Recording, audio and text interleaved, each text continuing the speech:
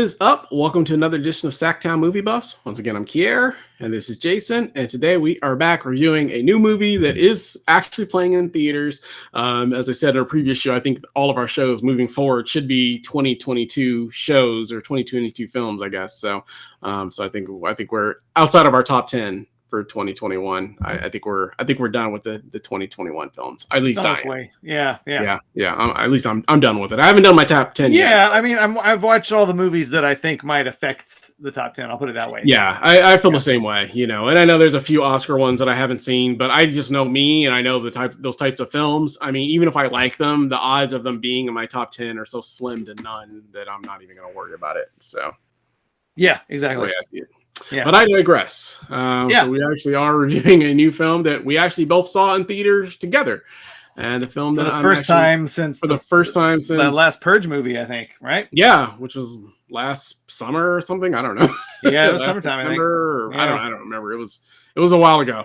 Yeah, quite some time. So, but no, before everything got scary again. Yeah. At least, another variant or whatever hit us right afterwards. So yeah. But the film I'm referring to is going to be Studio 666, and I believe Jason, you are actually going to take this one away. Yes, I'm going to take this one as discussed. We this is very much in my wheelhouse. This movie right here. It combines basically two of my central loves in life, which is horror movies and rock and roll music. So, and I like all kinds of music, but I love rock and roll, and I love the Foo Fighters. So, I just love the idea that this movie even exists. When I saw the trailer, I was like, is this like a joke, or what is it? Looks like a real movie. What is it? What's happening here?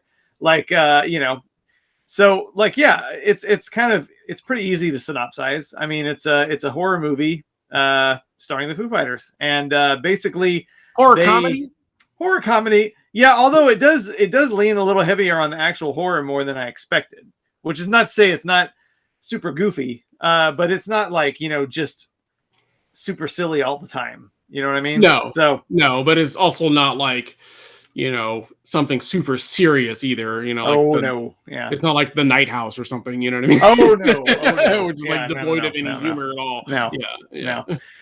No, it's basically they star as themselves, set in present day, starring as themselves, and they are looking for a place to record their 10th album, and they're all having a little bit of writer's block.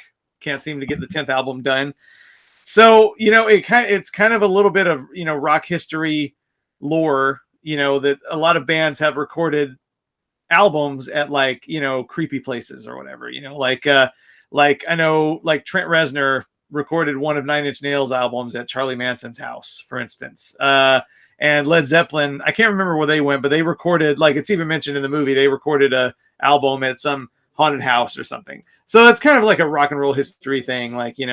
Hey, let's record our album at some creepy place, and maybe it'll bring some vibes into it. I don't know.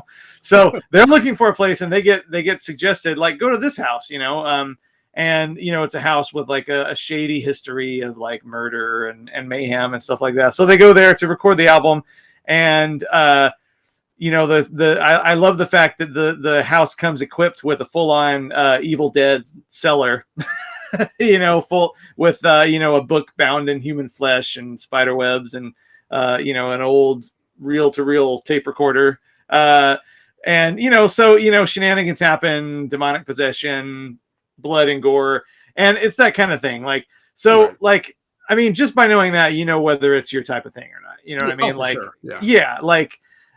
It's got I don't know what the box office is. I never pay attention to box office, but I would assume this has a fairly small audience, but a pretty fervent audience, and people like me who are I think you got your fans of the Foo Fighters who aren't so much fans of horror. They probably won't bother with this, and vice versa. If they're a big horror fan, not so much a Foo Fighters fan, they'll probably watch it anyway, because horror fans like me watch just about everything, just because we love horror film so much. But anyway, some people like me are crossover big fans of both. So, it was going to have to be pretty terrible for me to not enjoy myself. And it wasn't terrible. I did enjoy myself. Is it the greatest movie ever? No, it does definitely like go on a little bit too long. Like I will say, like I enjoyed myself like 90% of the time, but it does reach a point where it doesn't feel like it knows where to end, how to wrap itself up. So it just kind of keeps going past the point that I would have ended it, personally, for about 10 minutes. And it was like, about 10 minutes, I was like, oh man, this should have ended a while ago. And then when it finally does end, it's fine. But long story short, I enjoyed myself. I like the Foo Fighters. Are they, Academy Award winning actors? No, but that's kind of part of the charm. It's kind of the part of the charm. They're playing themselves. They're not the greatest actors, but they're trying, and it gives the film kind of a different feel, when you have whenever you have non-traditional actors in a movie, it gives it a kind of a different feel. They're not trained. They're just giving their best, and it's been a very long time since we had like a movie like this, because it kind of harks back to like, there used to be, the Beatles used to be in movies all the time, and like it used to be a thing that like if it's a popular band, we'll throw them in a movie and watch them try to act their way through a semi-coherent story. And I think it's kind of cool that like in this day and age when there hasn't been a movie like that in theaters in 40 years probably, that someone actually decided to do it, much less the fact that it's like a gore fest horror movie. That makes it even better for me. But yeah, it's got some really inventive, really gory scenes in it. The story's engaging. The actors are engaging. I was engaged pretty much most of the time. Not every joke hits, but what comedy? There are very few comedies where every joke hits. So it's not great cinema, but I enjoyed myself. And that's all I was asking for. How about you, Kier? Yeah. So yeah, I'm I wouldn't say I'm the complete opposite of you in terms of, because I do enjoy horror.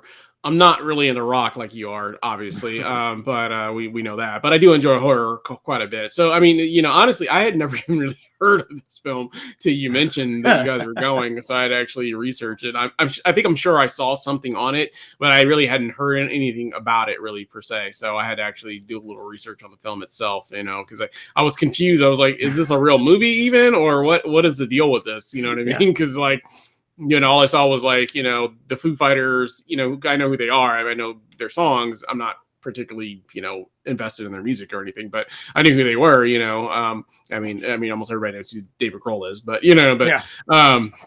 I don't, the other guys, I probably couldn't tell you any of their names, even having watched the movie, I probably couldn't tell you any of their names, but I am into horror. So I thought, it'd be fun. We were all getting together and having dinner, and it had been a while since we all hung out. So it was just cool just to kind of hang out, in that aspect. As far as the movie goes, yeah, I mean, it was fine. I didn't have an issue. It was actually better than I thought it was going to be, if that makes sense. So, because, I just really, really expected something completely just terrible from beginning to end. I actually laughed quite a few times. I mean, the first 45 minutes of it, I was actually having quite a bit of fun. Yeah. I don't know, for me, it kind of started to drag as the actual horror element really started to amp up, is where things got a little silly for me a little bit. And then, like you already alluded to, the it running on too long, the 10 minutes too long. They definitely could have wrapped it up right there, and I think that would have been a complete film. So it does run on a little bit long, but overall, I didn't have a bad time. It was, it wasn't, it was campy fun. You know what I mean? In that regard, I think if you're looking for just a film that you're going to get a few chuckles out of, and a few of the horror elements were good. Also, the blood splatter and things of that nature were good. Also, the symbol. I'm just going to say the symbol. That scene was pretty incredible. Yeah, so there was definitely a few kills that were pretty spectacular, if you will. So yeah, I mean, it wasn't a bad film. Like I said, I had a good time overall. It wasn't anything riveting. It's not going to win any Oscars or anything like that. But no, it was, like I said, for what it was, it wasn't a bad film. So cool, good, yeah, cool. Anything else you want to add about Studio 666? I think that pretty much sums it up, though. No, I'm just glad we live in a world where this movie exists, because I mean, I would have never thought like Foo Fighters splatter horror movie in theaters. For sure. Yeah. Cool. Well, what's the overall grade you would give this one in face? I give it 3.5 out of 5, which is a solid B. Good time. So yeah, happy face. I was happy. Yeah. Yeah.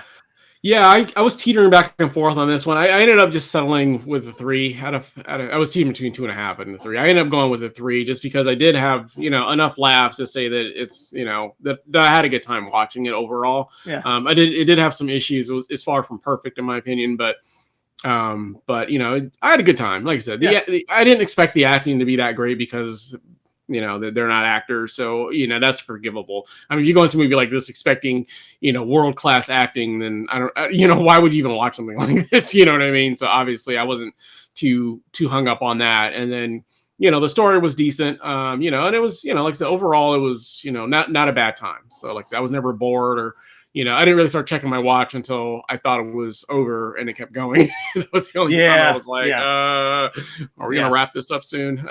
But other than that, I overall, I had a pretty good time. So cool. Cool. Yeah.